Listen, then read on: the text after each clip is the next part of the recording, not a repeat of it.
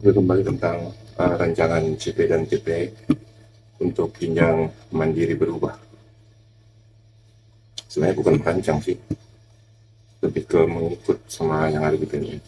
Jadi mandiri berubah itu artinya memanfaatkan sepenuhnya platform Merdeka Mengajar yang disiapkan oleh Kementerian bla bla bla segala macam. Nah, di PMM itu uh, kalau kita masuk jenjang SMK dan memilih mapel sesuai dengan mapelnya Bapak dan Ibu guru, di situ sudah ada capaian umum. Capaian umum itu adalah capaian keseluruhan yang harus kita capai dalam setiap akhir uh, fase.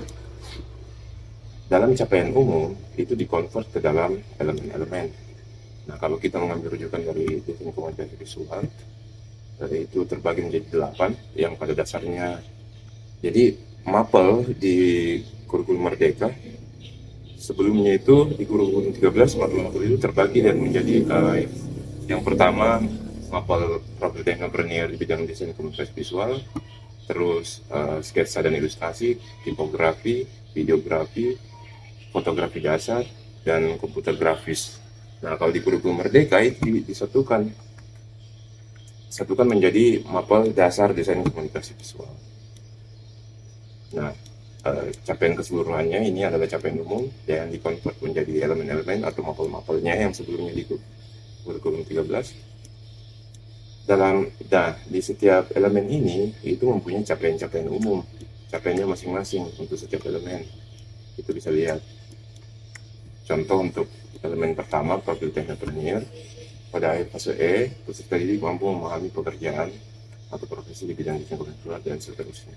Begitu juga elemen kedua ada capaian umumnya. Capaian umumnya ini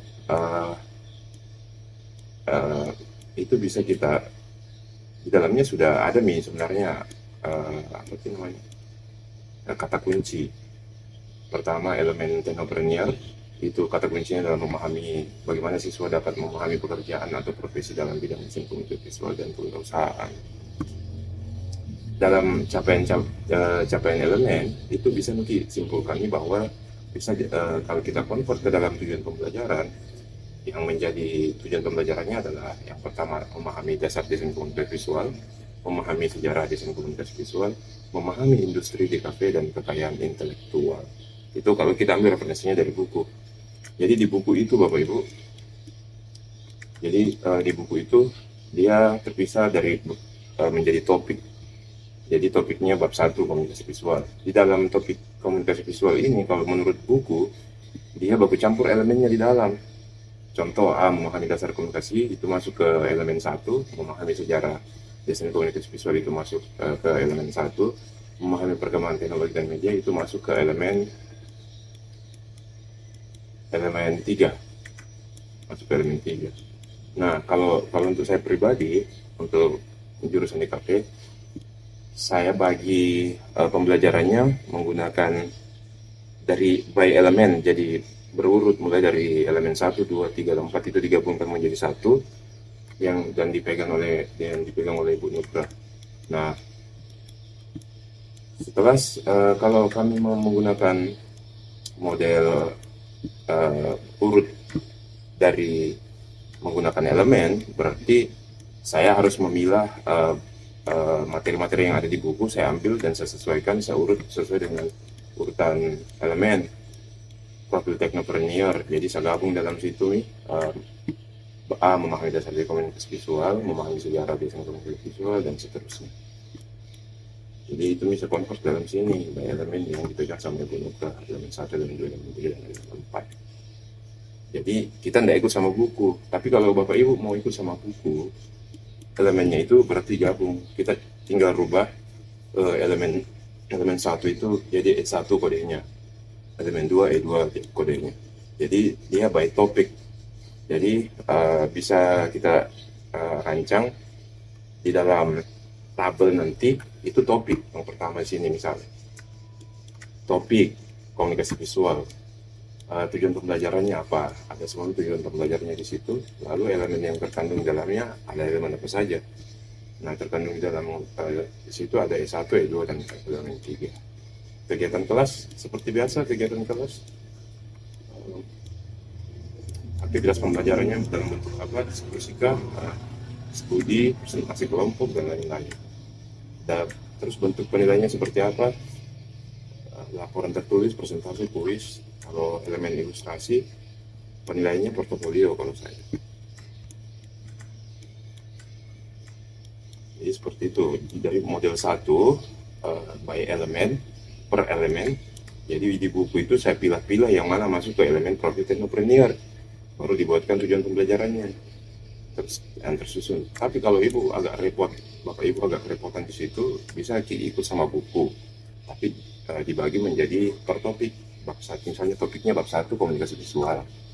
Nah, di dalam topik komunikasi visual itu ada elemen apa saja, itu harus dikasih kode, elemen 1, elemen 2, elemen 3, terus kegiatan kelas, dan seterusnya penilaian. Terus untuk di komponen modul ajar, komponen modul ajar sekurang-kurangnya berisi 1, ada informasi, terus tujuan pembelajaran, langkah pembelajaran, terus langkah pembelajarannya mencakup nih media pembelajaran yang akan digunakan juga termasuk, serta informasi, serta asesmen, rencana pengayaan, rencana remedial, dan referensi belajar lainnya. Kayak lebih sederhananya kita bisa langsung masuk ke modul ajar. Ini versi saya ya Bapak Ibu. Modul ajar A, informasi umum, kode modul, dan lain-lain segala macam. Nanti saya cantumkan di bawah di kolom komentar, di deskripsi untuk kerangkanya. Pertama ada komponen inti yang isinya itu pertama ada informasi, jelas informasi tak di situ. B, komponen inti, tujuan pembelajaran, pertanyaan pemantik, persiapan pembelajaran. Terus ada C, kegiatan pembelajaran, seperti di RPP, pendahuluan 10 menit, kegiatan inti, yang pembagian segala macam lainnya. Selanjutnya ada kegiatan penutup, refleksi dan kesimpulan, pemberian umpan balik, pemberitahuan pertemuan berikutnya, dan segala macam. Terserah Bapak Ibu, ini bisa dimodifikasi. Terus D, lampiran. Di sini informasi referensi apa yang saya pakai dalam materi materi sesuai yang saya bawakan, dari mana sumbernya, entah itu dari buku kah, dari internet kah, atau dari apakah sumbernya. Terus ada E, penilaian. Kalau saya bikin beberapa model. Yang pertama ada asesmen sumatif, kalau memang Mapelta tidak bisa dijadikan sumatif proyek. Sebentar kita jelaskan juga tentang model penilaian. Pertanyaan. Ini kalau saya sumatifnya ujian. Tapi kalau di elemen ilustrasi, sumatifnya itu dalam bentuk portofolio. Jadi penugasannya portofolio. Aspek penilaiannya ada kemampuan menggunakan alat, ketepatan teknik, dan seterusnya. Ada juga di dalamnya, terus di dalamnya ada program pengayaan dan program remedial. Itu cukup untuk ATP dan modul ajar. Terima kasih. Assalamualaikum warahmatullahi wabarakatuh.